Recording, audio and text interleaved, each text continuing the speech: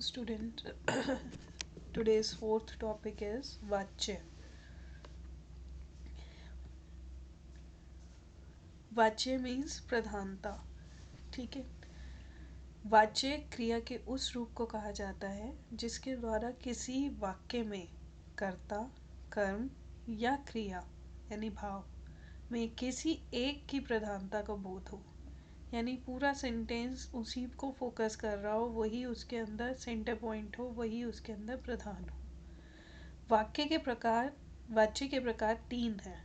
कौन कौन से? भेद के आधार पर वाच्य के प्रकार तीन हैं. कौन से हैं? कर्तृवाच्य, कर्मवाच्य और भाववाच्य. अब इन तीनों को एक एक करके समझते हैं.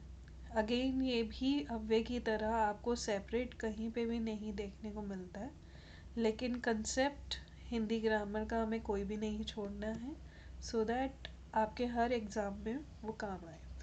कर्तृवाच्य में कौन प्रधान होता है? इसके नेम से अगर आप याद करना चाहेंगे, कर्ता प्रधान होता है.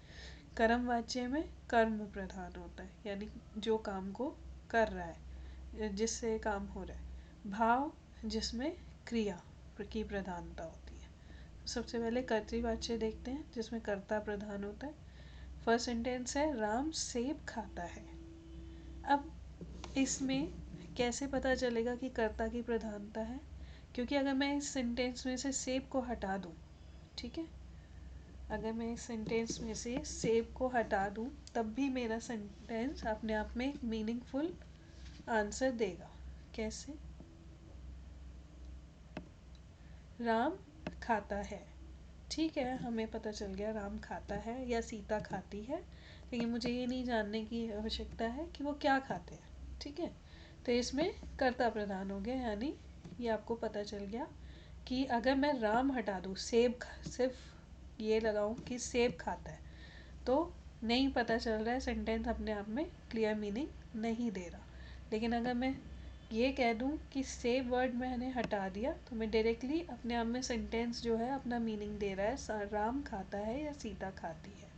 तो इससे हमें पता चलता है कि इसमें कर्ता यानी डूअर सेंटेंस का प्रधान है.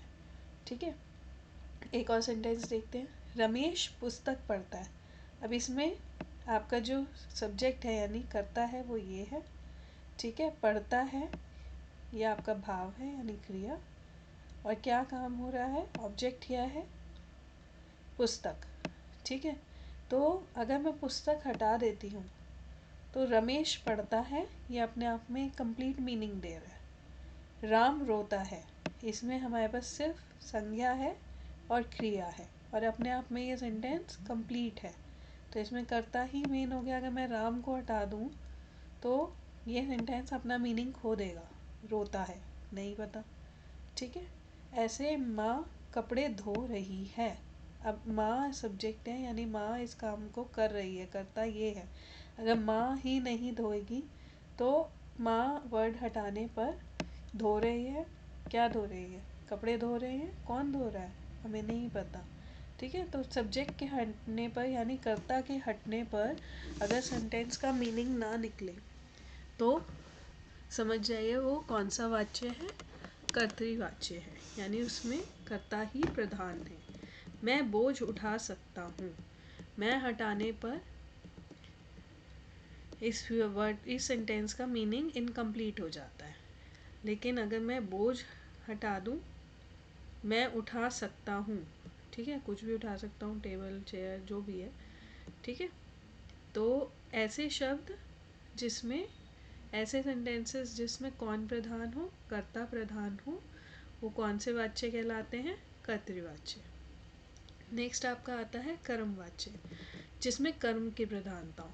राम डैश से खाया जाता है, यानी राम से या राम के द्वारा. इसको पहचानने का बहुत अच्छा तरीका है, ये के द्वारा वर्ड आपको जहाँ दिख जाए या से, तो वो कौन सा वाच्य है? कर्मवाच्य, क्योंकि कर्ता ने कर्म को, तो उसमें जो भी इस कार्य को जिस भी द्वारा किया जा रहा है वही कर्मवाच्य होता है. जहाँ पे भी आपको ये दो वर्ड्स मिल जाए, के द्वारा या से, वो कर्मवाच्य होता है। जैसे राम के द्वारा सेब खाया जाता है या राम से सेब खाया जाता है, सीता के द्वारा सेब खाया जाता है या सीता से सेब खाया जाता है, रमेश के द्वारा पुस्तक पढ़ी जाती है या रमेश से पुस्तक पढ़ी जाती है, माँ के द्वारा कपड़े धोए जा रहे हैं या माँ मेरे द्वारा बोझ उठाया जा सकता है। ये सारे के सारे सेंटेंसेस में के द्वारा वर्ड या से वर्ड आपको मिल जाएगा। तो इसकी पहचान सिर्फ इतनी है कि आपको ये दो शब्द जब भी दिख जाए तो वाच्य में आपको कर्म वाच्य ही टिक करना है। ठीक है, ये तो हो गया कर्मवाच्य। तीसरा है आपका भाववाच्य, जिसमें क्रिया की प्रधानता होती है, यानी इसमें मेन जो काम है वो क्या है, क्रिया, यानी कौन का क्या काम हो रहा है ये प्रधान है। राम के द्वारा खाया नहीं जाता। अब ये नहीं जाता की वजह से खाया नहीं जाता से सेंटेंस का पूरा मीनिंग बदल जाता है। ठीक है, राम पढ़ रहा है। ठीक है, हमारे लिए इम्पोर्टेंट क्या है कि पढ़ रहा है। ठीक है, रमेश के द्वारा पढ़ा जाता है, राम के द्वारा रोया जाता है। तो इन सब में राम के द्वारा क्या किया जा रहा है, रोया जा रहा है या पढ़ा जा रहा है, तो इसमें क्रिया की प्रधानता है। अब इसमें कुछ एक्स्ट्रा सेंटेंसेस भी मैंने डाले हैं। बच्चे छत पर सोते हैं या बच्चों द्वारा छत पर सोया जाता है। भाववाच्य में क्या या किसको का जवाब जब आता है तो वो भाववाच्य होता है। जैसे राम के द्वारा क्या नहीं खाया जाता, या राम ये बच्चों द्वारा छत पर सोया जाता है, क्या या किसको आंसर आता है। रमेश अखबार पढ़ रहा है, रमेश के द्वारा अखबार पढ़ रमेश के द्वारा अखबार पढ़ा, यहाँ पे थोड़ी सी मिस्टेक है, पढ़ा जाता है। ठीक है, तो ये कर्मवाच्य हो गया। क्यों? क्योंकि इसमें के द्वारा आ गया। ठीक है, फिर है राम से पुस्तक पढ़ी जा रही है। जब भी आप इसमें से वर्ड के साथ से लगा कर देख लो तो आपको पता चल जाएगा कि ये कौन सा वाच्य है। तो ये कर्म वाच्य है, क्योंकि मैंने दो वर्ड्स आपको बताए थे, के द्वारा और से। अगर ये दो वर्ड्स आपको मिल गए तो आप समझ लीजिए ये कौन सा वाच्य है, कर्म वाच्य है। ठीक है, ये वाला सेंटेंस में मैंने थोड़ा सा अटक गई थी मैं, लेकिन इसका रीज़न यही है कि भाववाच्य में क्या या किसको का जवाब जब मिल जाए तो वो भाववाच्य होता है। एक बारी फिर से क्विक रिवीजन कर लेते हैं। वाच्य क्या होता है, जिसमें किसी एक की यानी कर्ता, कर्म या क्रिया की प्रधानता हो उसे वाच्य कहते हैं। ये तीन होते हैं भेद के आधार पर, कर्तृवाच्य, कर्मवाच्य और भाववाच्य। कर्तृवाच्य में कर्ता प्रधान होता है, कर्मवाच्य में कर्म प्रधान होता है, भाववाच्य में क्रिया प्रधान होती है।